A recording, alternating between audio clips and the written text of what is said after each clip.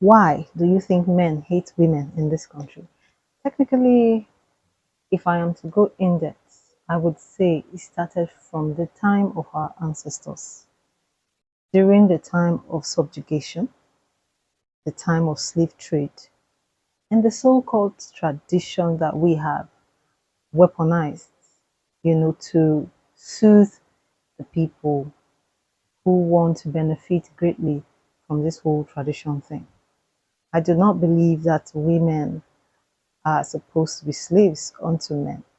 So now the whole perspective of women this, women that, Nigerian men typically, many of them despise women. I would I would say hate, but that would be very strong. They can't do without women. They cannot prosper without women. I mean, let's call a spade a spade. Women are fantastic creatures, and so are men. It is not supposed to be a competition. The fundamental human rights for every individual covers everybody. There is nothing like I am superior to you, you are beneath me. Nothing like that.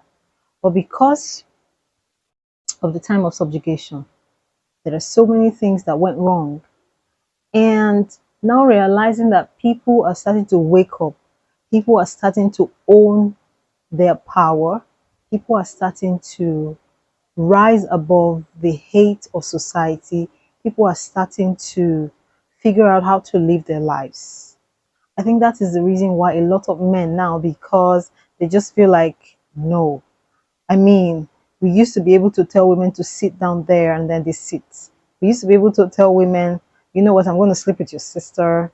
And or maybe you come into the room and met him sleeping with your sister and then there's nothing that's going to happen. It's a hush hush thing. In fact, the woman should quarrel with her sister because it's the sister that seduced the man. This kind of crazy things, this kind of crazy notions. This is now that people are realizing that women are no longer tolerating bullshit. The men are angry. They are so angry. And nowadays, you know what?